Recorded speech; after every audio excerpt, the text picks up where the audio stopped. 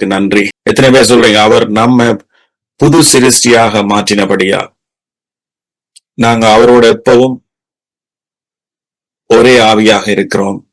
அவருக்குள்ள கிறிஸ்துவுக்குள் நாம் நீதிமானா இருக்கிறோம். அவருடைய பிள்ளையாக பிறந்திருக்கிறோம். சோ அவருடைய பிள்ளை என்றா நாம அவருடைய சுதந்திரவாளியாக இருக்கிறோம்.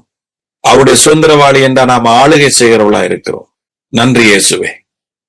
இதுதான் ஆவிக்குரிய சிந்தனையும் ஆவிக்குரிய ஆராதனையும். எத்தனை பேர் சொல்றீங்க நான் புது சிருஷ்டி, அவரால் தெரிஞ்சு கொள்ளப்பட்டவன்.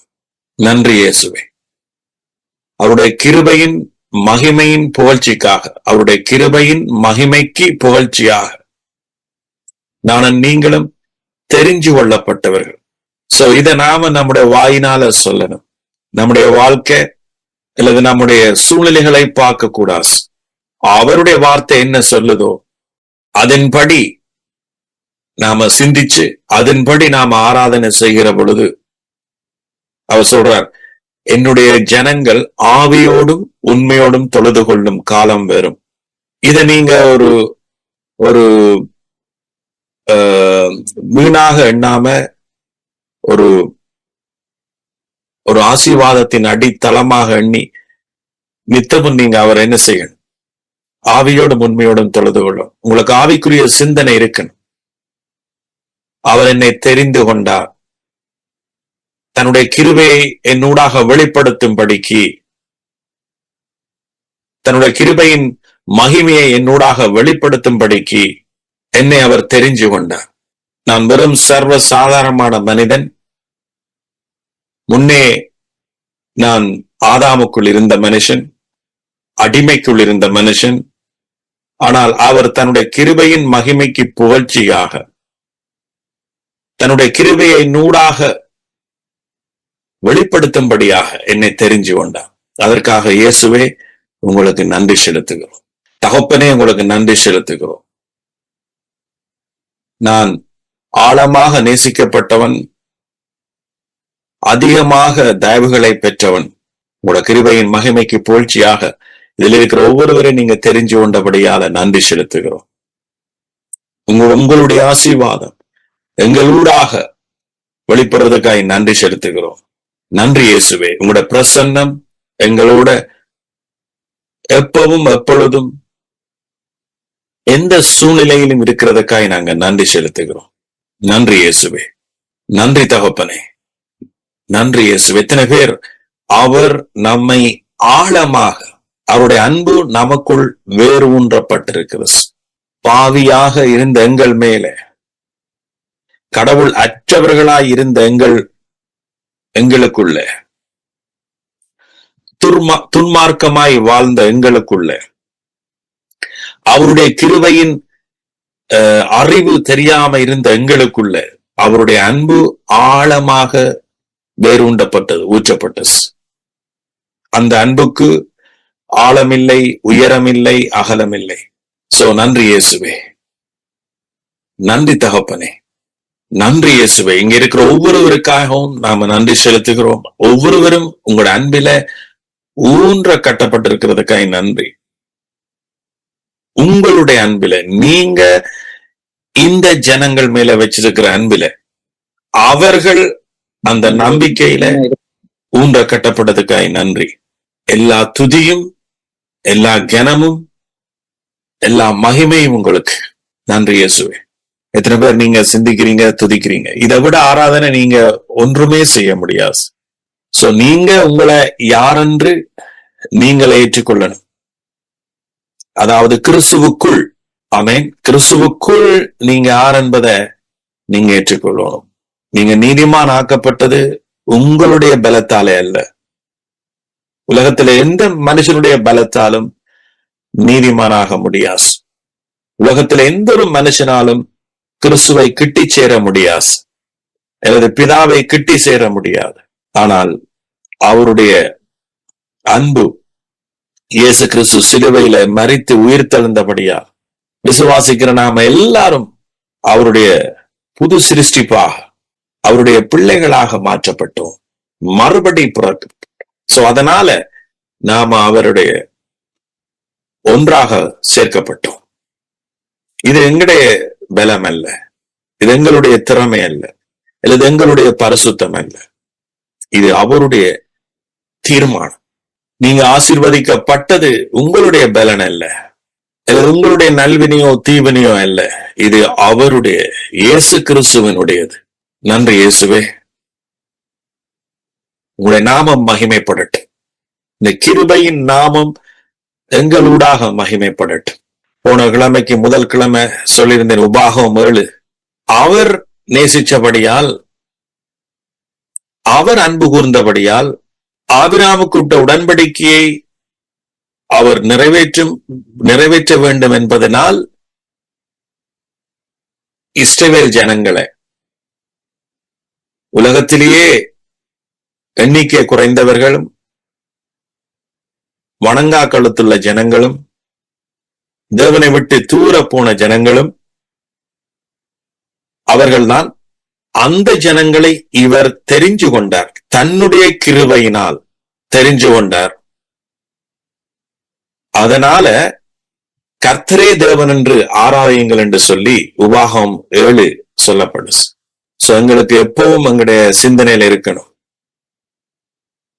தகப்பனே நான் ஒரு நல்ல மனுஷன் என்று என்ன தெரிஞ்சு கொள்ளல, நான் ஏற்கனவே ஆசீர்வாதமா இருக்கிறேன் என்று என்ன தெரிஞ்சு கொள்ளல,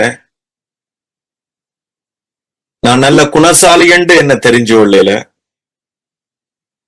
உலகத்திலேயே இருக்கிற மனுஷனுக்கு இல்ல, நான் தான் ஒரு பாவியான மனுஷன் என்பதனால் நீங்க உங்களுடைய கிருபை மூலமாக என்ன தெரிஞ்சு கொண்டீங்க. அதன் மூலமாக உங்களுடைய கிருபை மகிமை வெளிப்படுது. சோ அதனால கர்த்தரே தேவன் என்று, நீங்களே மெய்யான கடவுள் என்று நாம ஆராதிக்கிறோம்.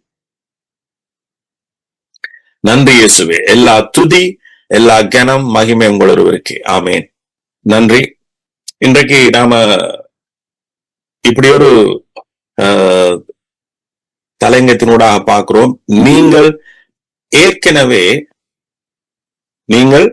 ஏற்கனவே ஒரு ஆசீர்வாதமாக இருக்க தெரிந்து கொள்ளப்பட்டவர்கள். சோ நாம எல்லாரும், உங்களுக்கு முதலாவது தெரியணும், நாங்க ஒரு தெரிஞ்சு கொள்ளப்பட்டவர்கள். we are chosen people. யாரால? நம்முடைய தகப்பன், பரலோக தகப்பன் அல்லது இயேசு கிறிஸ்து மூலமாக நாம தெரிஞ்சு கொள்ளப்பட்ட ஜனங்கள் என்பதை உங்களுக்கு தெரியுமோ தெரியாது. உலகத்தில் இருக்கிற ஒவ்வொரு மனுஷர்களும் தெரிஞ்சு கொள்ளப்பட்டுட்டார்கள். ஆனால் நாங்க அவர் தெரிஞ்சு கொண்டதை நாம ஏற்றுக்கொள்ள, அல்லது அநேர் அதை அறியாம இருக்கிறார். சோ என்னத்துக்காக தெரிஞ்சு கொள்ளப்பட்டோம்? ஆசீர்வாதமாக இருப்பதற்கு. இது ஏற்கனவே நடந்து முடிஞ்சது, ஏற்கனவே நீங்க தெரிஞ்சு கொள்ளப்பட்டுட்டீங்க, அந்த அழைப்புதல் உங்களுக்கு ஏற்கனவே வந்துட்டுது. ஆனா நாம அதை ஏற்றுக்கொள்ள, நாம தான் அவருடைய சொந்த ஜனங்கள். எத்தனை பேருக்கு இது இலகுவாக புரியுது? சோ அவர் நாம தெரிஞ்சு கொள்றதுக்கு நாம நம்முடைய பலத்தாலேயோ நம்முடைய கிரியைகளாலேயோ அல்லது நம்மளுடைய நல்வினை தீவினைகளாலேயோ எந்த வழியூடாகவும் எந்த கிரியையூடாகவும் எங்களுடைய அன்பினூடாகவும் எது ஊடாகவும் நாம அவர் தெரிஞ்சு கொள்றதுக்கு ஒரு காரணமாக இருக்க முடியாது. சோ எங்கட நல்வினை தீவினை ஒன்றுமே இல்லாம பிதாவானவர் தன்னுடைய குமாரன் மூலமாக, இயேசு கிறிஸ்து மூலமாக என்னையும் உங்களையும் அவர் ஆசீர்வாதமாய் இருப்பதற்கு ஏன் தெரிஞ்சு கொண்டார்? ஆசீர்வாதமாய் இருப்பதற்கு அவருடைய கிருபையினால் என்னையும் உங்களையும் அவர் தெரிஞ்சு கொண்டார். இதுதான் மிக முக்கியமாக ஒரு மனிதன் அல்லது ஒருவர், ஒரு விசுவாசி ஏற்றுக்கொள்ள வேண்டிய சப்ஜெக்ட். சோ சிம்பிளாக உங்களுக்கு நான் இலகுவாக புரிகிற மாதிரி 2-3 வசனங்களை உங்களுக்கு காண்பிக்கிறேன். உபாகமம் திரும்ப நான் 7, அதுல நான் கணக்க போன கிழமைக்கு முதல் கிழமை இருந்தது போல உங்களுக்கு நான் அதுக்கு நிக்க வேண்டிய அவசியம் இல்லை. இந்த வசனத்தை நான் திரும்ப இந்த இடத்துல நான் என்ன செய்ய போறேன், ஆழமாக நான் பதிவு செய்ய போறேன்.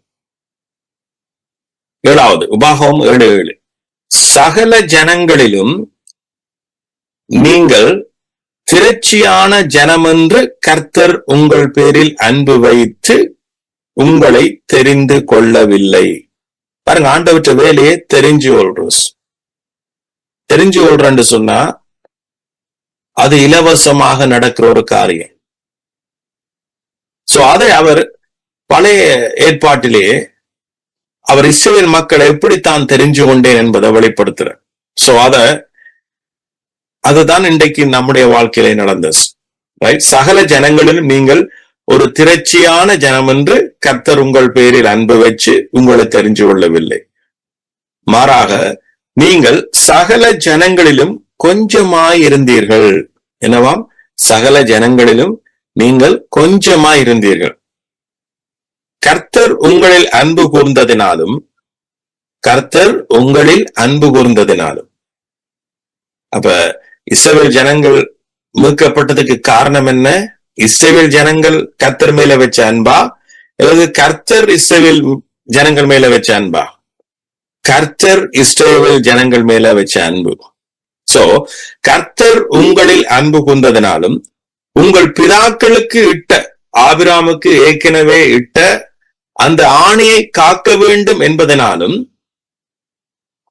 கர்த்தர் பலத்த கையினால் உங்களை புறப்பட பண்ணி அடிமைத்தன வீடாகிய எகிப்தில் நின்றும் அதன் ராஜாவான பார்வோனின் கையினின்றும் உங்களை மீட்டுக் கொண்டார். ஆகையால் உன் தேவனாகிய கர்த்தரே தேவன் என்றும்.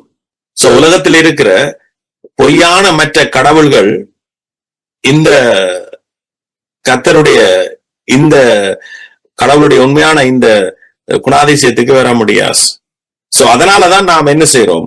கர்த்தரே தேவன் என்றும் தம்மில் அன்பு கூர்ந்து தமது கற்பனைகளை கை கொள்ளுவர்களுக்கு அவர் 1000 தலைமுறை மட்டும் உடன்படிக்கையும் தயவையும் காக்கிறவர் என்று, காக்கிற உண்மையுள்ள தேவன் என்று நீ அறிய கடவாய்.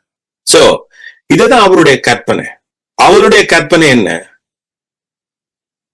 தன்னுடைய துளைஞ்சு போன தன்னுடைய பிள்ளைகள், ஆதாம் ஏவாள் ஊடாக விழுந்து போன மனுஷன், அந்த மனுஷனை தான் என்ன செய்யணும்? திரும்ப தன்னுடைய பிள்ளைகளை திரும்ப தெரிஞ்சு கொள்ளுதலூடாக, தன்னுடைய தெரிஞ்சு கொள்ளுதலூடாக அவர்களை திரும்ப புது சிருஷ்டியாக மறுபடி பிறந்த தன்னுடைய ராஜரிய ஆசாரிய கூட்டங்களாக மாற்ற வேண்டும் என்பதுதான் அவருடைய கற்பனை. சோ அந்த கற்பனை இங்கே அவர் சொல்லிட்டார். என்னுடைய அன்பினால பிதாக்களுக்கு இட்ட ஆணையை நான் என்ன செய்யணும்? நிறைவேற்றணும். இது என்னுடைய கற்பனை. சோ இந்த கற்பனையை நேசிக்கிறவன் தன்னில அன்பு கூறுறான். சோ அப்ப பாருங்க, எவ்வளவு ஆண்டவற்ற அன்பும் அவருடைய கிருபையும் எவ்வளவு மனுஷனுடைய சிந்தனைக்கு அப்பாற்பட்டிருக்கு. இப்ப மனுஷன் நினைக்கிறான் நாம நம்முடைய பலம், நம்முடைய கிரியைகள், அதன் ஊடாக கர்த்தரை நாம என்ன செய்யணும்? எங்கள் மேல அவர் அன்பு வைக்க பண்ண வேணும் என்கின்ற ஒரு மாம்ச கண்ணோட்டத்துலதான் இன்றைக்கு உலகம் போய்கொண்டிருக்கு. ஆனா அவருடைய கற்பனை வேற. அவருடைய கிருபைக்கு மனுஷன் கிட்ட நிக்க முடியாது. அவருடைய அன்புக்கு மனுஷன் கிட்ட நிக்க முடியாது. சோ உலக தோற்றத்துக்கு முதலேயே அவர் தன்னுடைய குமாரனை இயேசு கிறிஸ்துவை என்ன செய்துட்டார்? தெரிஞ்சு கொண்டுட்டார். தன்னுடைய குமாரனை. ஏன்? அவர் மூலமாக பாவியான விழுந்து போன மனுஷனை, உங்களை என்ன செய்யணும்? அவர் தன்னுடைய சுதந்திரவாளியாக, தன்னுடைய பிள்ளையாக, தன்னுடைய ஐஸ்வர்யங்களை நாம சுதந்திரிக்கும்படியாக அவர் செய்யறதா அவருடைய கற்பனை. அந்த கற்பனையை தான் இங்க உபாகமத்தில் அவர் பேசுறார். இப்படிப்பட்டவனுக்கு நான் 1000 தலைமுறை மட்டும் என்னுடைய உடன்படிக்கையும் தயவையும் காக்கிற உண்மை உள்ள தேவன். சோ ஒரு குடும்பத்துல ஒரு தகப்பன், ஒரு குடும்பத்துல நீங்க ஒரு தகப்பனா இருந்தா நீங்க செய்ய வேண்டிய முதல் வேலை, கர்த்தர் உங்கள் மேல வச்சு அந்த கற்பனையை நீங்க என்ன செய்யும்? புரிஞ்சு கொண்டா போஸ். ஆண்டவர் நம்ம ஒன்றுமே எங்களை கஷ்டப்படுத்த அவர் விரும்பல. தன்னுடைய கற்பனையை உன் குடும்பத்தின் மேல நான் வச்சிருக்கிற அக்கறையை நீ புரிஞ்சோ. உன் குடும்பத்தை நான் உயர்த்துறதுக்கு என்னுடைய கிருபை, என்னுடைய மகன் ஏற்கனவே சிறுவேல செய்து முடிச்சத நீ என்ன செய், உன்னுடைய இருதயத்துல காத்துக்கோ. கர்த்தர் உண்மையில வச்ச உடன்படிக்கைய, அவர் ஆபிரகாமுக்கு சொன்ன உடன்படிக்கைய அவர் இயேசு கிறிஸ்து மூலமாய் நிறைவேற்றி முடிச்சிட்டார் என்பதை நீ இந்த இருதயத்தில் என்ன செய், காத்துக்கொள். நீதிமொழி சொல்லுது, இருதயத்தை காத்துக்கொள்றவன் பாக்கியவான். என்னத்தை காத்துக்கொள்ளணும்? கர்த்தருடைய வார்த்தைய, அவருடைய கிருபைய, அவர் உண்மையில வச்ச அன்ப, அவர் உன் குடும்பத்துக்காக செய்த முடிச்சத நீ என்ன செய், காத்துக்கொள். சோ அப்படிப்பட்டவருக்கு என்ன சொல்றா தெரியுமா? 1000 தலைமுறை மட்டும் உடன்படிக்கையையும் தயவையும் காக்கிற உண்மையுள்ள தேவன். இன்னைக்கு நீங்க அப்பா அம்மா மறிச்சு போகலாம், ஆனா இயேசு மறிக்க மாட்டார். உடன்படிக்கை மறிக்காஸ், அவருடைய தயவு மறிக்காஸ். அப்பா அம்மா மேல மறிச்சு போகலாம், நீங்களோட பிள்ளைகளுக்கு வச்சு போறது ஒரே ஒரு சொத்து, தேவன் வார்த்தையை உங்களுடைய இருதயத்துல காக்குறது. இது எங்கேயாவது எழுதி வைங்க. இந்த கர்த்தருடைய அன்பு, அவருடைய உடன்படிக்கை எப்படி உங்களோட குடும்பத்தை நடத்துண்டு நீங்க ஒரு நாளைக்கு எனக்கு சொல்லுவீங்க. ஆமே. பாருங்க, என்ன அவருடைய கிருபையைத்தான் நீங்க வெளிப்படுத்து. மனுஷனுடைய செத்த கிரியலை இங்க வெளிப்படுத்தல. அவருடைய கிருபை, அவருடைய அன்பு, அவருடைய உடன்படிக்கை, அவருடைய மகிமை எப்படி நம்முடைய வாழ்க்கையில அது பேலன்ஸ் செய்ய போது, எப்படி மனுஷர்கள் இந்த கிருபைக்குள்ள, இந்த அறிவுக்குள்ள வர வேண்டும் என்பதை கர்த்தர் எவ்வளவு அழகாக மக்களுடைய இருதயத்துல பேசுற. சோ இன்னொரு காரியம், இன்னொரு வார்த்தைக்கு போவோம். ரோமர் 9 9வது வசனத்தை வாசிக்கிறோம். அந்த வாக்குத்தத்தமான ரோமர் 9:9 அந்த வாக்குத்தத்தமானது, அந்த வாக்குத்தத்தமான வார்த்தையாவது, குறித்த காலத்திலே வருவேன், அப்பொழுது சாராள் ஒரு குமாரனை பெறுவாள் என்பதே. இதுவும் அல்லாமல் நம்முடைய பிதாவாகிய ஈசாக்கு என்னும் ஒருவனாலே ரெபெக்காள் கர்ப்பவதியான போது, இதுவும் அல்லாமல் நம்முடைய பிதாவாகிய ஈசாக்கு என்னும் ஒருவனாலே ரெபெக்காள் கர்ப்பவதியான போது பிள்ளைகள் இன்னும் பிறவாமலும் நல்வினை தீவினை ஒன்றும் செய்யாமல் இருக்கையில் தேவனுடைய தெரிந்து கொள்ளுதலின் படி இருக்கிற அவருடைய தீர்மானம் என்னவாம்? தேவனுடைய தெரிந்து கொள்ளுதல் படி இருக்கிற அவருடைய தீர்மானம் கிரியைகளினாலே நிலை நிற்காமல் அழைக்கிறவராலே நிலை நிற்கும்படிக்கு மூத்தவன் இளையவனுக்கு ஊழியம் செய்வான் என்று அவளுடனே சொல்லப்பட்டது. பாருங்க, அவர் என்ன ஏன் பழைய உடன்படிக்கையில ரெபெக்காள் கர்ப்பவதியா இருக்கிற பொழுதே ஆண்டவர் போய் சொன்னார், மூத்தவன் இளையவனுக்கு ஊழியம் செய்வான்.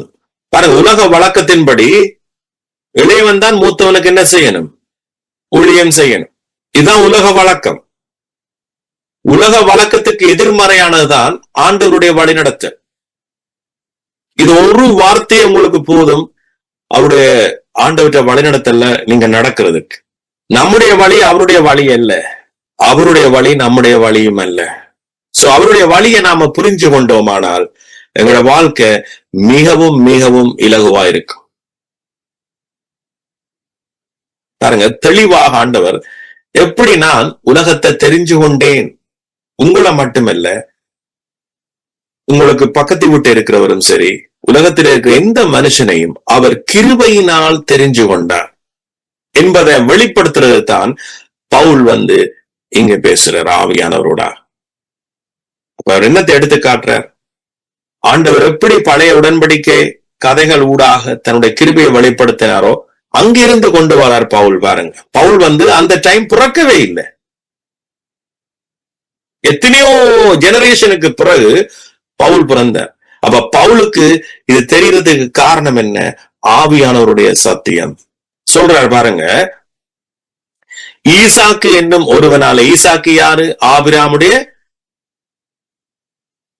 சந்ததி, தேவனுடைய சந்ததி, கிருபையின் சந்ததி. பாருங்க, ஆண்டவர் கிருபையின் சந்ததிய அவர் சொல்றார், மலைகள் விலகினாலும் பர்வதங்கள் பெயர்ந்தாலும் நான் என்னுடைய கிருபையின் சந்ததியை ஒருபோதும் மறக்கேன். ரைட்? அப்ப அந்த கிருபையின் சந்ததி ஆபிரகாமில் இருந்து தொடங்கி இயேசு கிறிஸ்துவோட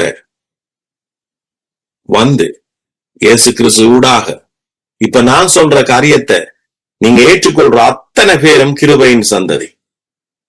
ஏன்? நீங்க தெரிஞ்சு கொள்ளப்பட்டவர் என்று அவர் இப்ப சத்தியத்தினூடாக வார.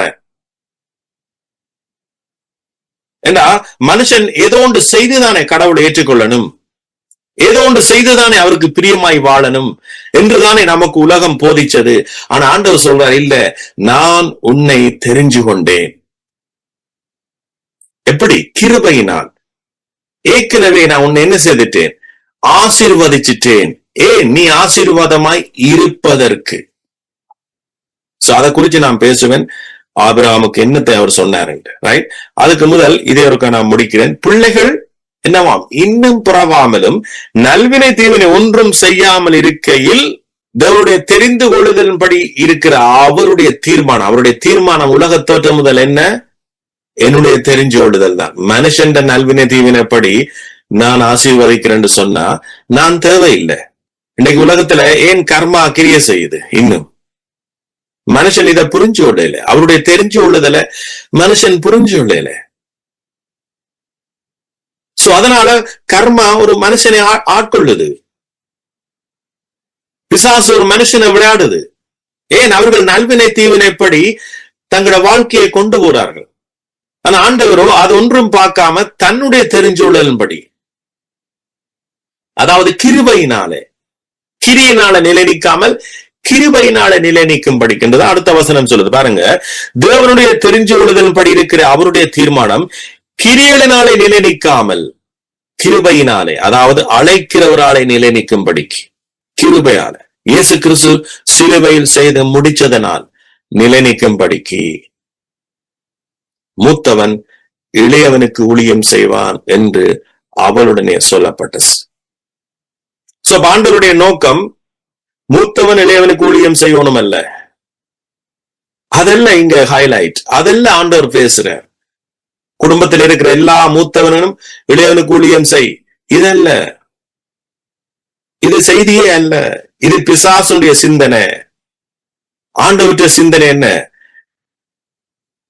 தன்னுடைய தெரிஞ்சு கொள்ளுதல, தன்னுடைய கிருபையின் மகிமையை உங்களுக்கு உலகத்துக்கு வெளிப்படுத்தணும். அப்படியே யாக்கோபை சிநேகித்து ஏசாவை வெறுத்தேன் என்றும் எழுதியிருக்கிறது. ஆகையால் நாம் என்ன சொல்லுவோம்? தேவனிடத்தில் அநீதி உண்டு சொல்லலாமா? சொல்லக்கூடாதே. அதையும் சொல்றார் பவுல். தேவனிடத்தில் அநீதி இருக்கா? அப்ப எல்லா வீட்டிலையும் மூத்தவர் இளையவனுக்கு சேவிக்கணுமா? அப்படி அநீதி உள்ள கடவுளா?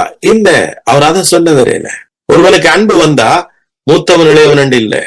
அன்பு சகலதையும் தாங்கும், சகிக்கும். அது அன்பு வேற. அன்பை புரியாம, கிறிஸ்துவின் அன்பை புரியாட்டிக்கு நமக்கு வாழ்க்கையே இல்லை. பாருங்க 15ஆம் வசனம்.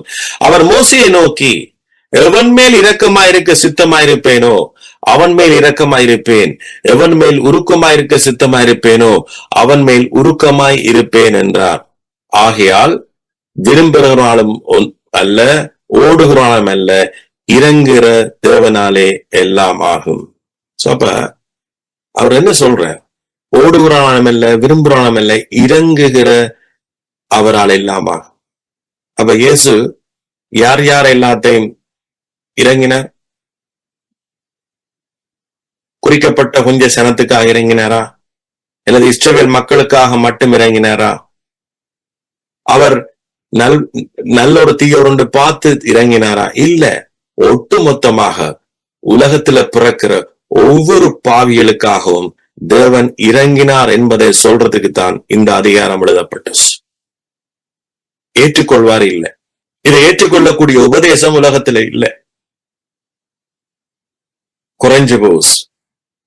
பிசாசு இன்னும் கிறிஸ்தவர்களை மயக்கி வச்சிருக்கிறார். சுயநீதி என்ற போர்வைக்குள்ள கிறிஸ்தவர்களை மயக்கி வச்சிருக்கு. ஆனா ஆண்டவர் சொல்றாரு, இல்ல, என்ற கிருபையினை புரிஞ்சுவோள், என்ற அன்பை புரிஞ்சுவோள். உன்னுடைய நல்வினை தீவினையால நான் உன்னை தெரிஞ்சு கொள்ளல. என்னுடைய குமாரன், அதாவது இயேசு கிறிஸ்து சிலுவையில அவர் செய்து முடிச்சதனால், எந்த குமாரன் சிலுவையில தன்னை மரண பரியந்தம் தாழ்த்தினபடியினால் அந்த சித்தத்தின்படி நான் உலகத்தில் இருக்கிற எல்லா பிள்ளைகளையும் ஒரே நேரத்தில, ஒரே அளவில, ஒரே பாசத்தில, ஒரே இரக்கத்தில, ஒரே ஆசீர்வாதத்தில எல்லாரையும் ஆசீர்வாதத்தின் மேல் ஆசீர்வாதம் வரும்படிக்கு நான் ஒவ்வொருவரையும் என் குமாரனூடாக ஆசீர்வதிச்சுள்ளேன். இதுதான் சத்தியம், இதுதான் உலகத்துல உண்மை. ஆமே. ஆதியாகமம் 12. இன்னைக்கு அநேகர் நாம நினைக்கிறோம் தேவன் நம்ம ஆசீர்வாதிச்சிருக்கிறார், அவ்வளோட நாம நின்றோம். ஆனா அவருடைய நோக்கம் நம்மை ஆசீர்வதிச்சது என்னத்துக்கு, அதனுடைய முடிவு அநேருக்கு தெரியல. அதை நான் இன்றைக்கு உங்களுக்கு ஆணித்தரமா சொல்ல விரும்புறேன். சோ எதை நீங்க ஏற்றுக்கொள்றீங்களோ அதுதான் உங்களுடைய விசுவாசமாக மாறுது, அதுதான் உங்களோட வாழ்க்கையாக மாறுது. சோ அதனாலதான் ஆண்டவரே சொல்றார், நீங்க பேசுகிறதுக்கு தாமதாயம், கேட்கறதுக்கு தீவிரமாயும் இருங்க. சோ அதனால ஆண்டவர்களை பேச வேண்டாம் ஒன்றுமே சொல்லல. அவர் என்னத்தை சொல்ல வர்றாருன்னா, கேட்கறதுக்கு தீவிரமா இருங்க. என்னத்தை? உண்மையை, இயேசு கிறிஸ்துவை பற்றின உண்மை. சோ அவரை பற்றின உண்மையை நீங்க அறிகிற பொழுது உங்களை பற்றின உண்மையும் உங்களுக்கு தெரிய வரும். கிறிஸ்துவுக்குள் நீங்க யாருங்கிற உண்மை உங்களுக்கு தெரிய வரும். ஆமென். சோ இந்த 12வது வசனம் ஆதியாகமம் 12. ஆதியாகமம் 12:2 வாசிக்கணுமா? வாசிக்கட்டுமா? நான் உன்னை பெரிய ஜாதியாக்கி உன்னை ஆசீர்வதித்து உன் பெயரை பெருமைப்படுத்துவேன். நீ ஆசீர்வாதமாய் இருப்பாய். நீ ஆசீர்வாதமாய் இருப்பாய். இந்த முடிவு வசனத்தை பாத்தீங்கன்னா, நீ ஆசீர்வாதமாய் இருப்பாய். So blessed to be blessing. So ஆண்டவருடைய உண்மையான நோக்கம் என்ன தெரியுமா? நாம ஆசீர்வாதமாய் இருக்கணும். ஆசீர்வதிக்கப்பட்டது வேற, ஆசீர்வாதமாய் இருக்கிறது வேற. சோ ஆசீர்வாதமாய் இருக்கிறன்னு சொன்னாலே நாம் மற்றவர்களுக்கு ஆசீர்வாதமாய் இருக்கிறது. இதுதான் இங்க ஹைலைட். இது நமக்கு நான் போன ஏதோ ஒரு கிட்டடியில ஒரு மெசேஜ்ல இது சொல்லி இருக்கிறோம். இந்த ஹைலைட் எங்களுக்கு தெரியாம இருந்துச்சு. ஆண்டவர் ஆசீர்வாதிப்பார் என்ற மட்டும்தான் தெரியுது. ஆனா ஆசீர்வாதமாய் இருக்கிறது என்பது அதுதான் உண்மையான பிளஸிங். இது நாம தெரிஞ்சு கொள்ளப்பட்டபடியால, இயேசு நம்ம தெரிஞ்சு கொண்டபடியால இந்த ஆசீர்வாதமா இருக்கிறதும் எங்களுக்கு சொந்தமா மாறிச்சது. அப்ப ஏற்கனவே நாம ஆசீர்வாதமாய் இருப்பதற்கு ஆசீர்வதிக்கப்பட்ட ஒரு சந்ததி தான் நாங்க. சோ ஆசீர்வாதமாய் இருக்கிறன்னு சொன்னா அதுக்குள்ள பல அர்த்தம் வரும், பல அர்த்தங்கள். சோ நாம இந்த இடத்துல நாம் ஆசீர்வாதமாய் இருப்போம், மற்றவர்களுக்கும் ஆசீர்வாதமா இருப்போம். அது சிறிய ஆசீர்வாதமா இருக்கலாம், பெருசா இருக்கலாம். ரைட்? நாம மற்றவர்களுக்கு ஆசீர்வாதத்தை கொடுக்க முடியல என்றாலும் நாம ஒரு ஆசீர்வாதமா இருக்கக்கூடிய ஒரு மகன் மகளாக இருக்க முடியும். ஒரு வீட்டிலேயோ, ஒரு குடும்பத்திலேயோ, ஒரு சபையிலேயோ, ஒரு இதுலயோ நம்மை ஜனங்கள் தேடுகிற ஒரு ஜனமாக, இவரோட 2 நிமிஷம் காய்ச்சாலே ஒரு சந்தோஷம். அல்லது உங்களோட வேலை முதலாளி, இவர் என்னுடைய ஆபீஸ்ல இருந்தாலே எனக்கு ஒரு ஆசீர்வாதம். இப்படி பலவிதமான ஆசீர்வாதம் இருக்கு, பலவிதமான ஆசீர்வாதம். அப்படித்தான் ஆபிரகாம் ஆபிரகாம் ஆசீர்வதிச்ச உடனே கடவுள் நம்ம ஆசீர்வதிச்சுட்டா நாம ஆசீர்வாதமா தான் இருப்போம். சோ நீங்க இப்ப உங்களுடைய வாழ்க்கைய வச்சு கொண்டுதான் நீங்க இந்த வசனத்தை ஏற்றுக்கொள்ள முடியாம இருக்கு. இப்ப இருக்கிற உங்களோட வாழ்க்கையை பார்த்து நான் என்ன ஆசீர்வாதமா இருக்கிறேன், நான் எப்படி இருக்கிறேன், இப்படி இருக்கிறேன், ஆனா இப்படி சொல்றாரு என்று சொல்லி நீங்க என்ன செய்றீங்க? கம்பேர் பண்றீங்க இப்ப இருக்கிற சூழ்நிலையும் தேவனுடைய வார்த்தையும் வச்சு, ஆபிரகாமுடைய ஆசீர்வாத வாக்குத்தத்தத்தையும் வச்சு. இல்ல, முதலாவது நாம வார்த்தை என்ன செய்யணும்? இது என்னுடையது, ஏற்றுக்கொள்ளணும். சோ ஒரு மரம் நீங்க அதை நட்ட உடனே ஒரு விதையை நீங்க நிலத்துல போட்ட உடனே அந்த விதை உடனே மரமா வாரதில்லை. மரமா வந்தது உடனே கனி கொடுப்பதில்லை. அதுக்கு சில நாட்கள் ஆகும், சில மாதங்கள் ஆகும், சில வருஷங்கள் ஆகும். சோ தேவனுடைய வார்த்தை ஒரு விதையை போன்று. ஆபிரகாமுக்கு இந்த வார்த்தையை கொடுத்து, ஆபிரகாமுக்கு எப்ப பிள்ளை பிறந்தது? 99 வயதுல. அதுக்கிடையில ஆபிரகாம் என்ன செய்தார்? தன்னுடைய மாம்ச வழியூடாக ஆகார், அடிமை பெண்ணாகிய ஆகாரோடு ஒரு பிள்ளையை பெற்றான். ஆனா தேவனுடைய வார்த்தை என்ன செய்யல? வெறுமனா திரும்பல. ஆபிரகாமுக்கு கொடுத்த அந்த உடன்படிக்கை அங்கே ரெபெக்காள் சாராள் வந்து தேவனுடைய நேரத்துல கற்பந்தரிச்சா. சிந்திச்சு பாருங்க. ஆபிரகாம் இருந்தது ஒரு மிகவும் ஆசீர்வாதமான, நீங்க வேணுமெண்டா நீங்க ஹிஸ்டரி எடுத்து பாருங்க. ஆபிரகாம் ஊர் என்ற தேசத்துல இருந்தார். அந்த ஊர் என்ற தேசம் அந்த காலத்துல மிகவும் ஒரு ஒரு என்ன, இப்ப நீங்க ஒரு அமெரிக்கா பார்த்தா எப்படி இருக்குமோ அப்படி. ஆபிரகாம் நினைச்சா இதுதான் ஆசீர்வாதம். சோ அந்த நேரத்துலதான் ஆண்டவர் சொல்றார், நீ இந்த ஊரையும் இந்த தேசத்தையும் ஜனங்களையும் விட்டு நீ என்ன செய்ய, புறப்படு. நான் உன்னை பெரிய ஜாதியாக்கி. அந்த வசனத்தை வாசிங்க. நான் உன்னை பெரிய ஜாதியாக்கி உன்னை ஆசீர்வதித்து உன் பெயரை பெருமைப்படுத்துவேன், நீ ஆசீர்வாதமாய் இருப்பாய். ஆமென். பெரிய ஜாதியாக்கி. ஆங்கிலத்துல into a great nation இருக்கு. ஆபிரகாம் யோசிச்சான், இதே ஒரு பெரிய கிரேட் நேஷனா இருக்கு ஊர் என்ற தேசம். அங்க எவ்வளவு மகிமையான கோயில்கள் இருக்குது, நான் எவ்வளவு செழிப்பாயும் இருக்கிறேன். ஆபிரகாமுக்கு ஏற்கனவே சில செழிப்புகள் இருந்தது. அப்ப ஆபிரகாம் வந்து தேவனுடைய வார்த்தையும் தன்னுடைய சூழ்நிலையும் ஒப்பிட்டு பார்க்கல. இன்றைக்கு மிகப்பெரிய பிரச்சனை கிறிஸ்தவர்களை கண்டா, நம்முடைய இப்பத்த சூழ்நிலையை பார்ப்போம். எப்ப தேவனுடைய வார்த்தையெல்லாம் வருதோ அந்த நேரம் நம்முடைய சூழ்நிலையை பார்ப்போம். அதான் வேதம் சொல்றது, மாம்சத்தோடும் ரத்தத்தோடும் நாம் என்ன செய்யக்கூடாது, போராடக்கூடாது. தேவனுடைய வார்த்தை வந்து மிகவும் மிகவும் வல்லமை பொருந்திய வார்த்தை. அது மனுஷனுடைய நினைவுகளுக்கும் சிந்தனைகளுக்கும் அப்பாற்பட்டு அது உலகத்துக்கும் ஒரு சூப்பர் நேச்சுரலாக கிரியை செய்யக்கூடியது. சோ அப்ப இங்க ஆபிரகாம் சொல்ற, நீ புறப்படு, நான் உன்னை என்ன செய்வேன், பெரிய ஜாதியாக்கும், நீ ஆசீர்வாதமாய் இருப்பாய், நான் ஆசீர்வதிப்பேன் என்று சொல்லிட்டு பிறகு சொல்ற கடைசியா என்ன, நீ ஆசீர்வாதமாய் இருப்பாய். ஏன்? உன்னூடாக மற்ற சந்ததிகள் என்ன செய்யணும், ஆசீர்வதிக்கப்படணும். பாருங்க, ஆசீர்வாதமா இருக்கிறத என்னத்துக்காக, நம்ம மற்றவர்களுக்காக. தேவனுடைய ஆசீர்வாதம் மற்றவர்களை பல வடிவில ஆசீர்வதிக்கும். நாம ஏன் மன்னிக்கப்பட்டோம்? ஒரே பலியினால என்றென்றைக்கும் ஏன் பூரணமான ஒரு மன்னிப்பின் நிச்சயத்தை எங்களுடைய இருதயத்துல பெற்றுக்கொண்டோம் என்றா, நாமளும் மற்றவர்கள் என்ன செய்யலாம், இலகுவாக மன்னிச்சுட்டு போகலாம். ஆவிக்குரிய ரீதியில நான் முதல் பேசுறேன், பிறகு நான் உலக ரீதியில பேசுறேன். நமக்கு ஏன் புது சிருஷ்டி பண்ற அறிவை தந்தார் தேவன். நம்ம புது சிருஷ்டியாக, ஆபிரகாமுக்கு சொன்னா நான் பெரிய ஜாதி ஆக்குவேன், ஆசீர்வதிப்பேன். இதெல்லாம் இன்றைக்கு நாம் அந்த புது சிருஷ்டி பண்ற ஒரு கூரைக்குள்ள கொண்டு வாரமே. பைபிள் சொல்லுது, கிறிஸ்துவுக்குள் நீங்க புது சிருஷ்டியாய் இருக்கிறீர்கள். இருப்பீர்கள் அல்ல, இருக்கிறீர்கள். Present tense.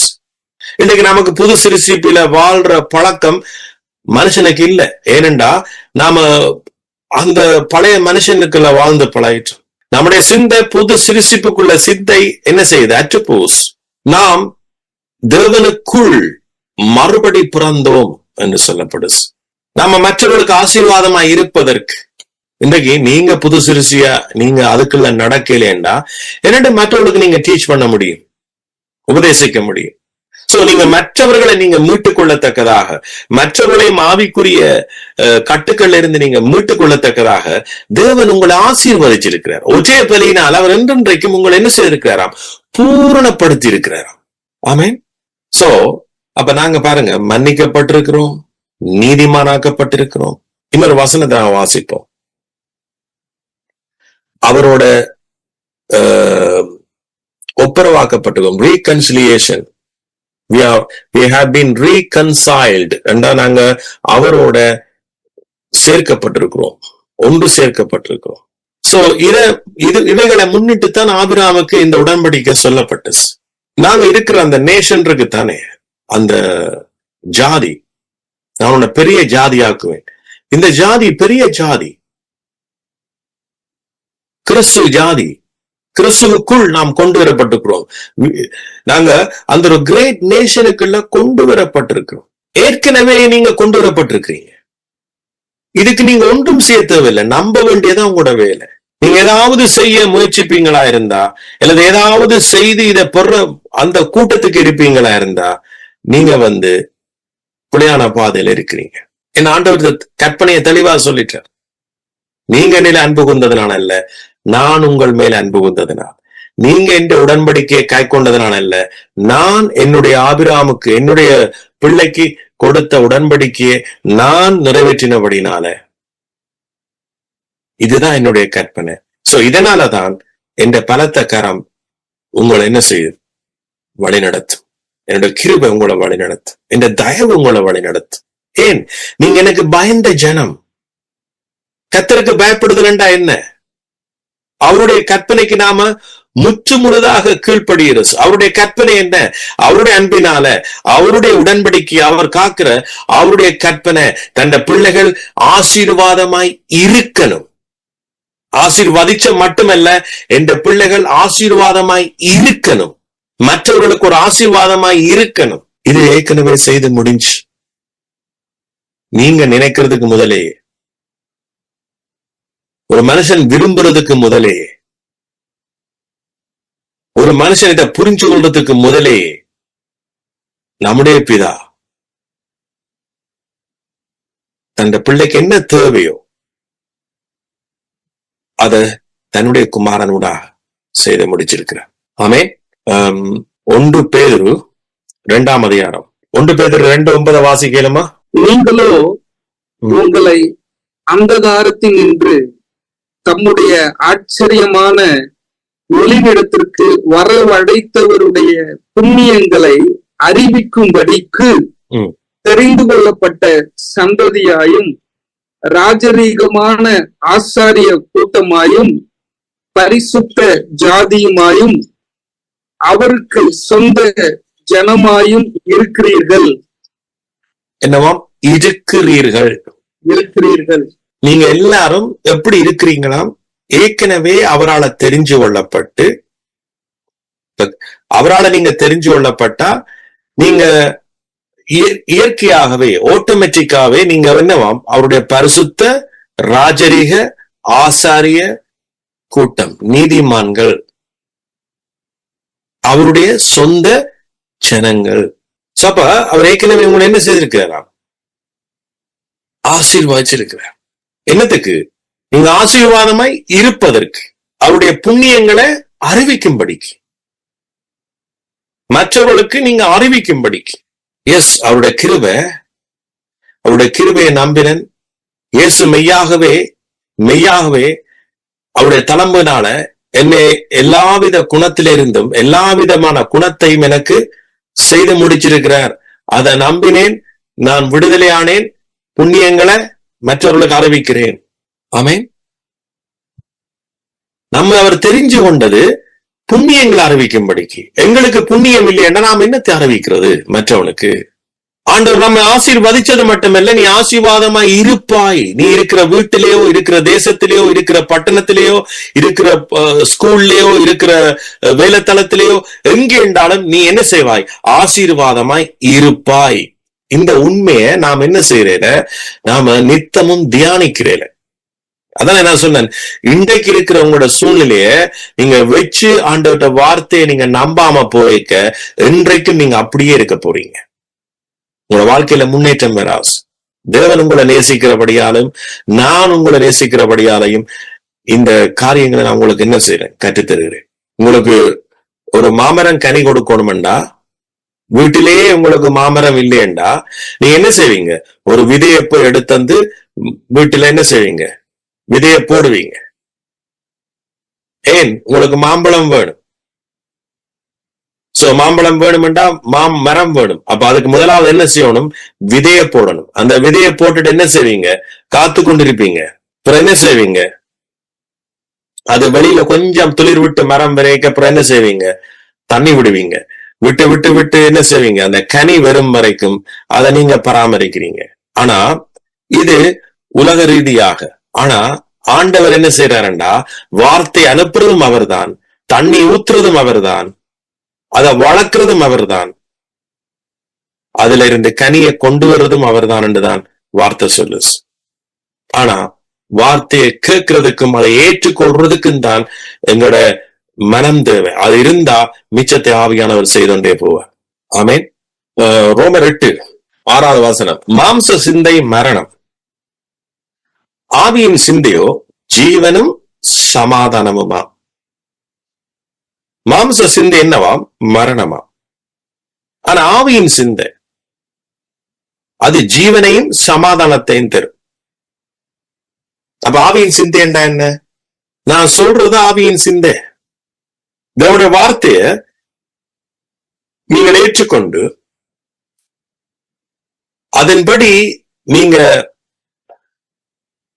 அத மெடிடேஷன் செய்வீங்களா இருந்தா அது உங்களுக்கு ஜீவனை கொண்டுரும். ஆமீன். நீங்க அவரால் தெரிஞ்சு கொள்ளப்பட்டு, நீங்க அவரால் புது சிறுசியாக்கப்பட்டு, அவருக்குள் நீங்க நீதிமானாகவும், அவருக்குள் நீங்க பரிசுத்தவான்களாகவும், அவருக்குள் நீங்க ஒரு ராஜரீக ஆசாரிய கூட்டமாகவும் இருக்கிறீங்க. அவரோட ஒரே ஆவியா இருக்கிறீங்க. அவருக்குள் சகலதும் என்னவாம்? ஆமென்றும் ஆமேன் என்றும் இருக்கிற சகலதும். அவருக்குள் மரணம் இல்லை, அவருக்குள் வேதனை இல்லை, அவருக்குள் பிசாசுடைய கிரியைகள் இல்லை.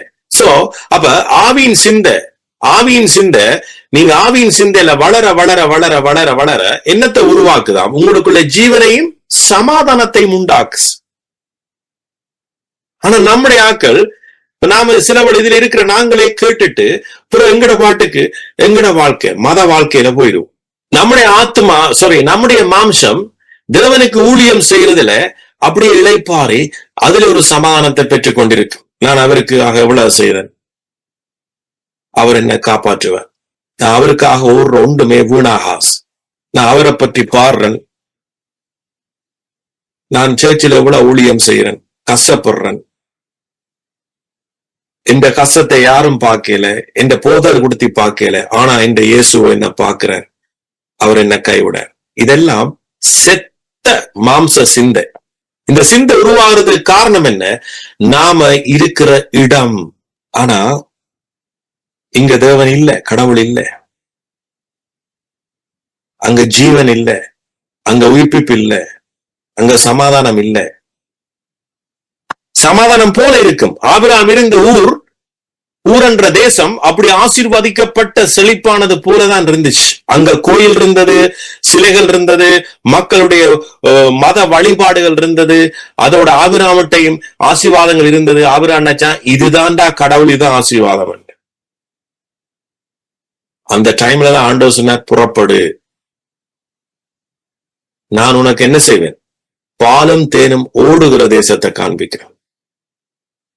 நீ பால் கறக்க தேவையில்லை, நீ தேனை புளிய தேவையில்லை, எல்லாமே கறந்து எல்லாமே புளிஞ்சு எல்லாமே என்ற மகனூடாக புளிஞ்ச சாறு ஆசீர்வாதம் தான் உங்களோட என்ன செய்ய போ? தேசத்துல ஓட போஸ்.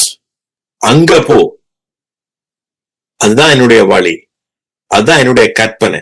சோ அதை ஆபிரகாம் ஏற்றுக்கொண்டான் பாருங்க. இடைக்குள்ள அவர் புலவிட்டது சரிதான்.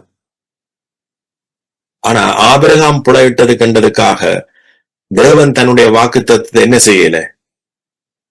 ஒழிக்கல, மறைக்கல, என்னது இவனுக்கு நீ செய்யக்கூடாதுன்னு விடல. அவர் வாக்குத்தத்தத்துக்கு உண்மை உள்ளவர் என்பதை அவர் வெளிப்படுத்தி கொண்டே இருப்பார். சோ அப்ப ஆண்டவர்கிட்ட கற்பனை வெளிப்படுச்சு, அவருடைய சித்தம் வெளிப்படுச்சு. நோ, நான் நல்வினை தீவினை பார்க்கறதல்ல. ஒரு மனுஷன் என்னுடைய அடித்தளத்திலிருந்து, என்னுடைய கிருபையின் அறிவிலிருந்து, என்னுடைய வேரில் இருந்த ஒரு மனுஷன் நடப்பானாக இருந்தால் அது அவருக்கு பிரியமானது. இன்றைக்கு நான் அவருக்குள் அவருடைய இலவசமான கிருபையினால் அவருடைய தயவினால், அவருடைய ஈவினால் நான் நீதிமானாக்கப்பட்டேன், நான் மன்னிக்கப்பட்டேன். அவர் மாதந்தோறும் என்ன மன்னிக்கல, நாள்தோறும் என்ன மன்னிக்கல, எப்பப்பெல்லாம் தப்பு கூறணும் அப்ப என்ன மன்னிக்கல. ஒட்டு மொத்தமாக அவர் சிலுவையில ஏற்கனவே என்ன மன்னிச்சு, ஏற்கனவே என்ன புது சிறுசியாக மாற்றி, ஏற்கனவே என்ன கிறிஸ்துவுக்குள் என்ன பிறக்க பண்ணி ராஜரீக ஆசாரிய கூட்டமாக அவருடைய பரிபூரணத்துக்குள்ள என்ன கொண்டு வந்திருக்கிறார். அதனால நான் என்ன செய்கிறேன்? மன்னிக்கிறேன். அதனால நான் அவருடைய அன்பையும் புண்ணியங்களையும் நான் மற்றவர்களுக்கு அறிவிக்கிறேன். சோ ஆசீர்வதிக்கப்பட்டபடியினால நான் ஆசீர்வாதமாய் இருக்கிறேன். சோ நான் இனிமேலும் கூட எனக்கு எதிராக வந்தாலும் எந்த காரியமும் என்னுடைய விசுவாசம் என்னை காத்துக்கொள்ளும். ஏன்? என்னுடைய விசுவாசம் என்னுடைய கிரியைகள்ல அல்ல. என்னுடைய விசுவாசம் ஏற்கனவே நான் பெற்றுக்கொண்ட அறிவில தங்கி இருக்கிறது. கிருபையின் அறிவில என்ற விசுவாசம் தங்கி இருக்கு. சோ அதனால நான் பிசாச கண்டு, வியாதியை கண்டு, வறுமையை கண்டு, அதை கண்டு, இதை கண்டு நான் பயப்பட போறதில்ல. எனக்கு தான் தெரியும் எப்பேற்பட்ட ஒரு உடன்படிக்கையும், எப்பேற்பட்ட உடன்படிக்கையை காக்கிற, எப்பேற்பட்ட அன்பை காக்கிற, தன்னுடைய தயவையும் கிருபையும் காக்கிற உண்மை உள்ள தேவனுக்குள் நான் இளைப்பாறுகிறேன் என்ற அறிவு எனக்குள்ள இருக்கும் மட்டும் பிசாசு எங்களை தொடுகிறதுக்கு வாய்ப்பே இல்லை. இதுதான் நீங்க பெற்றுக்கொள்ளும். உங்களோட பலவீனத்தை பார்த்து பிசாசு அடிப்பான். உங்களோட பலவீனம் உங்களோட மாம்சத்தினூடாக வருஸ். ஆனா உங்களோட பலமோ, என்னுடைய பலமோ தேவனோட வார்த்தையில இருந்து வருஸ். சோ இன்றைக்கு இதோட வார்த்தை இல்லாதவர்கள் பிசாசுடைய விலைக்குள்ள சிம்பிளா சிக்கிடுவார். பிசாசு சொல்லும், நீ அவரோட சரியாக இல்லை, அதனாலதான் உனக்கு வியாதி வந்தது. நீ அவருக்கு சரியான நேரத்தை கொடுக்கல, நீ அவருக்கு முக்கியத்துவத்தை கொடுக்கல. இயேசுவுக்கு நீ சேர்ச்சுக்கு ஒரு முக்கியத்துவத்தை கொடுக்கல, நீ இயேசுக்கு ஒரு முக்கியம் கொடுக்கல, கடவுளுக்கு ஒரு முக்கியம் கொடுக்கல, நீ பைபிள் வாசிக்கல, நீ ஜெபிக்கல, அதனாலதான் உனக்கு வியாதி, அதனாலதான் உனக்கு வறுமை என்று சொல்லி ஒரு பெரியதான ஒரு வலைக்குள்ள பிசாசு அநேக கிறிஸ்தவர்களை மாட்டி வச்சிருக்கு. காரணம் அவர்களுக்கு சத்தியம் இல்லை. சோ விழுந்து போன எங்களை பிசாசு நம்மாலே எழுந்து நடக்க பண்ணி வச்சிருக்கிறான். அதனாலதான் இன்றைக்கு அநேகரால திரும்பி எழும்ப முடியதில்லை. ஆண்டவர் சொல்ற, நீ எழும்பு, நீ இருக்கிற இடம் உனக்கே தெரியாம இருக்கிறாய். நான் உன்னை எப்பேற்பட்ட ஒரு ஸ்தலத்துல கொண்டு வந்து வச்சிருக்கிறேன் என்பதை நீயே அறியாம இருக்கிறாய். நீ எப்பேற்பட்ட ஒரு ஆசீர்வாதத்துக்குள்ள வந்திருக்கிறாய் என்பதை நீயே தெரியாம இருக்கிறாய். அதனாலதான் அந்த தலையங்கத்தை போட்ட, நீ ஏற்கனவே ஆசீர்வதிக்கப்பட்டிருக்கிறாய், ஏற்கனவே தெரிஞ்சு கொள்ளப்பட்டிருக்கிறாய், ஏற்கனவே எல்லாத்தையும் உனக்குள்ள மூட்டை கட்டி வச்சிருக்கிற ஆண்டவர், நம்முடைய ஆண்டவர், நம்முடைய தகப்பன், நம்முடைய இயேசு. அவர் சொல்றார், எழுந்து நீ பிரகாசி, ஒளி வந்தஸ். எழுந்து பிரகாசி, ஒளி வந்தது. ஆமேன். நாம ராஜரீக ஆசை எழுந்து நடக்க வேண்டும். வியாதி என்று இப்படியே படுத்துறாத, வறுமை என்று படுத்துறாத. அது உனக்கு சொந்தமானதல்ல. நீ தேவனுடைய பிள்ளை என்ற சொந்தத்தை உரிமை எடுத்தியண்டா அது உனக்கு சொந்தமானதல்ல. ஆமே. இன்றைக்கு அப்படி இருக்கலாம். ஆனா நீங்க நடக்க நடக்க, உங்களோட உரிமையில நடக்க நடக்க உங்களோட வாழ்க்கை மாறும். ஆமேன். கடைசியாக ஒரே ஒரு காரியத்தை சொல்லி முடிக்கிறேன். மோசே ஜனங்களை நடத்தி கொண்டு வந்தார். மோசே என்ற நடத்துதல் வித்தியாசம். ஏன்? அது பிரமாணத்துக்கு கீழே. சோ மோசே மரிச்ச பிறகு யோசுவா, ஆண்டவர் தெரிஞ்சு சொல்ற யோசுவா ஜனங்களை என்ன செய்யறான்? அடுத்த யோசுவாவுக்கு புது ஜெனரேஷன் கிடைக்கு. மோசேயினுடைய சந்ததி மரிச்சிட்டு, மோசையும் மரிச்சு, மோசையோட பாவத்துக்கு நியாயப்பிரமாணம் பாவத்தின் பலன். அப்ப மோசையோட இருந்த அந்த ஜனங்களும் கூட நீங்க பாத்தீங்கன்னா கானானுக்கு பிரவேசிக்கல, அவர்களும் மரிச்சிட்டார். ஆனா புதிய சந்ததியை, அடுத்த ஜெனரேஷனை யோசுவா என்ன செய்யறாரு? கானானுக்குள்ள கொண்டு வர. அதாவது நியாயப்பிரமாணம் அந்த சந்ததி நீங்க என்ன செய்யணும்? மரிக்கணும். நியாயப்பிரமாணத்துக்கு நீங்க என்ன செய்யணும்? மரிக்கணும். அந்த மைண்ட் செட்டோட, அந்த நினைவுகளோட, அந்த விசுவாசத்தோட, அந்த நம்பிக்கையோட நீங்க என்ன செய்ய முடியாது? கானானுக்குள்ள பிரவேசிக்க முடியாது. கானான் என்ன? அது வெற்றி சிறக்கப்பட்ட, தேவனால் வெற்றி சிறக்கப்பட்ட ஒரு தேசம். அது புது சிருஷ்டிப்புக்கு ஒரு அடையாளம், தேவனுடைய மறுபடி புறத்தலுக்கு ஒரு அடையாளம். சோ அப்ப யோசுவா என்ன செய்யறார்? புதிய சந்ததியை கானானுக்குள்ள கொண்டு வர. அப்ப ஆண்டவர் சொன்னது, நீ இந்த இருதயத்தை விட்டு இந்த கற்பனைகளை நீ என்ன செய்யக்கூடாது, விளக்கக்கூடாது. அதாவது நான் தான் உங்களை என்ன செய்ய போறேன், கானானுக்குள்ள கொண்டு போறேன். நான் தான் உங்களை பாலந்தேனன் ஓடுகிற தேசத்துக்குள்ள கொண்டு போறேன். ஆசீர்வாதம் என்னூடாகத்தான் வரும் என்கின்ற இந்த வார்த்தையை, கற்பனையை மட்டும் நீ என்ன செய்யக்கூடாது, மறக்கவே கூடாதுன்னு சொன்னேன். சோ அதே போல எங்களோட வாழ்க்கையில எந்த ஆசீர்வாதமும் சரி, எல்லாம் இயேசு கிறிஸ்துவால சிலுவையில நிறைவேற்றப்பட்டிருக்கு. இத மறக்க வேண்டாம்னு சொல்றார் ஆண்டவர். நீங்க கானானுக்குள்ள நடக்கணும், ஆசீர்வாதத்துக்குள்ள நடக்கணும், நீங்க சுதந்திரிக்கணும் பட்டணங்களை, ஆசீர்வாதங்களை சுதந்திரிக்க வேண்டும்டா ஒன்று உங்க இருதயத்தில இருந்து என்ன போகக்கூடாது, அவருடைய கற்பனை. அவருடைய கற்பனை என்ன, அதான் நான் ஏற்கனவே சொல்லிட்டேன். அது அவருடைய தீர்மானத்தின்படி நான் நீங்கள் அவருடைய கிருபையினால் அழைக்கப்பட்டவர்கள், அவருடைய ஆசீர்வாதங்களை சுதந்திரிக்கணும். ஆமென். நன்றி இயேசுவே. தகப்பனே, உங்களுக்கு நாங்க நன்றி செலுத்துகிறோம். உங்களோட கற்பனையை நாங்க புரிஞ்சிருக்கிறோம், உங்களோட வழிநடத்தல புரிஞ்சிருக்கிறோம். நீங்க எங்கள் மேல எவ்வளவு ஆழமாக நேசிச்சு எங்களை நீங்க புது சிருஷ்டியாக மாற்றி, உங்களோட நீதிமானாக, உங்களுடைய பரிசுத்தவான்களாக, எங்களுடைய உணர்வுக்கு இல்லாம இருந்தாலும், எங்களுடைய பார்வைக்கு இல்லாம இருந்தாலும், ஆனா உங்களுடைய சத்திய வசனம் சொல்லுது, உங்களோட வார்த்தை சொல்லுது, நாங்க உங்களுக்குள் புது சிருஷ்டியா இருக்கிறோம். இந்த புது சிருஷ்டியில நடக்கும்படியாக எங்களை நீங்க அழைச்சிருக்கிறீங்க. நன்றி இயேசுவே. எல்லாமே புதுசு. இன்னைக்கு அநேகர் புது சிருஷ்டியில நடக்கிற பழக்கம் தெரியாம இருக்கிறார்கள். ஆனா ஆவியானவரிடத்துல நீங்க கேளுங்க, ஜெபிங்க. ஆண்டவரே, நான் புது சிருஷ்டியில நடக்கணும். எனக்கு கிடைச்சதான இந்த ஆசீர்வாதத்துக்குள்ள நான் நடக்கணும். நான் ஆசீர்வாதமாய் இருக்கும்படியாக வீட்டிலேயோ வெளியிலேயோ, அதான் பைபிள் சொல்லுது, உள்ளும் புறம்பும் ஆசீர்வதிக்கப்படுவ. உள்ளும் சரி, வெளியிலேயும் சரி, வீட்டிலேயும் சரி, வெளியிலேயும் சரி. வீட்டுல நான் ஒரு மனைவியாக ஆசீர்வதிக்கப்படணும், அப்பதான் நாம மனைவியா இருக்க முடியும். வீட்டுல நான் ஒரு புருஷனாக, கணவனாக ஆசீர்வதிக்கப்படணும், அப்பதான் நான் கணவனா இருக்க முடியும். வீட்டில் ஒரு பிள்ளையாக ஆசீர்வதிக்கப்படணும், அப்பதான் அந்த வீட்டுக்கு பிள்ளை பெற்றோர்களோடு அன்பாக அரவணைப்பாக இருக்கும். இதெல்லாம் தேவனால் வருகிற ஆசீர்வாதம், அவருடைய கிருபையால் வருவது. நாம கற்றுக் கொடுக்க வேண்டிய அவசியம் இல்லை பிள்ளைகளுக்கு. ஆமே. ஏண்டா நமக்கே தெரியாது, எங்களே தெரியாமலே ஆவியானவர் எங்களை பிள்ளைகளுக்கு கற்றுக் கொடுப்பார். எங்களுக்கே தெரியாது ஆவியானவர் எப்படி எங்களை பிள்ளைகளை பாதுகாப்பார். உங்களால போக முடியுமா? பிள்ளைகள் போற இடம் எல்லாம் உங்களால போக முடியுமா? பிள்ளைகளை பாதுகாக்க ஒரு ரோட்டில் எத்தனை மில்லியன் கார் ஓடுது தெரியுமா? உலகத்துல எத்தனை ஆக்சிடென்ட் நடக்குது தெரியுமா? உலகத்துல எத்தனை யுத்தங்கள் நடக்குது தெரியுமா? ஆனா தேவனுடைய கிருபையின் சந்ததியை பாதுகாக்க வேண்டிய பொறுப்பு அந்த கிருபைக்குள்ளே இருக்கிறது. அது தெரியுமா உங்களுக்கு? இந்த சத்தியம் உங்களுக்கு தெரியுமா? இதை ஏற்றுக்கொள்றீங்களா? அல்லது நீங்க இன்னும் உங்களோட பலத்தாலதான் உங்களோட பிள்ளையை காக்க போறீங்களா? இன்னும் உங்களோட பலத்தாலதான் குடும்பத்தை கட்டி வைக்க போறீங்களா? ஆனா தேவனுடைய ஆசீர்வாதத்துக்குள்ள இருக்கிறது, கிறிஸ்துவனுடைய ஆசீர்வாதத்துக்குள்ள இருக்கிறது. எவர்கள் எல்லாம் இந்த சத்தியத்தை நீங்க இலகுவாக, ஈஸியாக நம்பிக்கையோட ஏற்றுக்கொள்றீங்களோ, எஸ், உரிமையோட, ஆண்டவரே நீர் என்ன தெரிஞ்சு கொண்டிருக்கிறீர், உங்களுடைய கிருபையினால நான் தான் அந்த சந்ததி, நான் தான் அந்த பிள்ளை, நான் தான் அந்த குடும்பம். நீங்க உலகத்துல எல்லாரையும் தான் ஏற்றுக்கொண்டிருக்கிறீங்க. ஆனா நான் அதை புரிஞ்சு இன்றைக்கு ஏற்றுக்கொள்றேன்.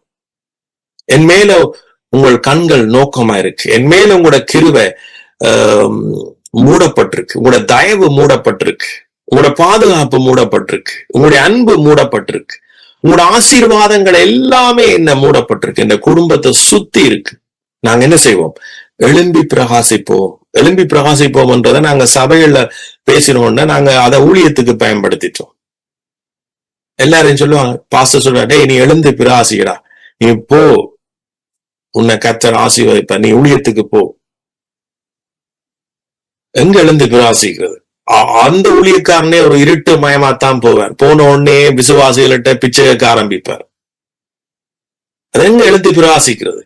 ஆண்டவர் சொல்ல எழுந்து பிரகாசம் வந்து இருளில் நீங்க பிரகாசிப்பீர்கள். இருளான வாழ்க்கையில் நீங்க பிரகாசிப்பீர்கள். வியாதி வாழ்க்கையில் நீங்க பிரகாசிப்பீர்கள். வறுமை உள்ள வாழ்க்கையில் நீங்க பிரகாசிப்பீர்கள். குடும்பங்கள் சின்ன பின்னமாக போகிற இந்த உலகத்துல இருள நீங்க பிரகாசிப்பீர்கள். பிள்ளைகள் பெற்றோர்களை விட்டு போகிற காலத்துல நீங்கள் எழுந்து பிரகாசிப்பீர்கள்.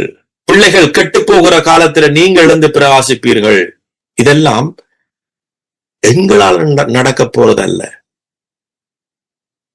சோ அதனால நீங்க பெருமையா நினைக்க கூடாது. இது எங்களால நடக்கிறது இல்லை என்றுதான் சொல்லவா. நாங்க சரண்டர் ஆயிட்டோம், இயேசு விட்ட சரண்டர் ஆயிட்டோம். தகப்பனே, உங்களுடைய ஆசீர்வாதத்துக்கு இல்ல, உங்களுடைய கிருபை, நீங்க எங்களை தெரிஞ்சு கொண்டதால நாங்க உங்களுடைய கிருபைக்குள்ள இருக்கோம். இன்னும் எங்கள் மேல கிருபையா இருங்க. இன்னும் நாங்க எங்களை தாழ்த்துகிறோம். தாழ்மை உள்ளவனுக்கு கிருபை அதிகமாக கொடுக்கப்படும். எளிமை உள்ளவனே கர்த்தர் இன்னும் அதிகமாய் ஆசீர்வதிக்கிறார். நன்றி இயேசுவே. 15ஆம் வசனம், அந்தபடி திரும்பவும் பயப்படுகிறதற்கு நீங்கள் அடிமைத்தனத்தின் ஆவியை பெறாமல் அப்பா பிதாவே என்று கூப்பிட பண்ணுகிற புத்திர சுவிகாரத்தின் ஆவியை பெற்றீர்கள். 14வது, நாம் பிள்ளைகளானால் சுதந்திரருமாமே, தேவனுடைய சுதந்திரம் கிறிஸ்துவுக்குடன் சுதந்திரருமாமே, கிறிஸ்துவுடனே நாம் மகிமைப்படும்படிக்கு அவருடனே கூட பாடுபட்டால் அப்படியாகும். நாம அவருடைய சுதந்திரர்கள். பிள்ளை என்றா அடுத்தது என்னவாம்? சுதந்திரர். சுதந்திரம் என்றா என்ன? அடுத்தது ஆளுகை. கிறிஸ்துவனோட நாம் ஏன் உயிர்த்தெழப்பட்டோமாம்? அவரோட சேர்ந்து ஆளுகை செய்யும்படிக்கு. சேர்ந்து என்னத்தை ஆளுகை செய்யும்? நம்முடைய ஆசீர்வாதங்களை, கிறிஸ்துவால் சம்பாதிக்கப்பட்டவர்கள். ஆமென். நன்றி இயேசுவே. தகப்பனே, இந்த வேளை நன்றி செலுத்துகிறோம். இங்க வந்திருக்கிற ஒவ்வொருவருக்காய் நன்றி. நம்முடைய வார்த்தைகளை கேட்ட ஒவ்வொருவரும் அந்த வார்த்தைகள் அவருடைய இருதயத்துல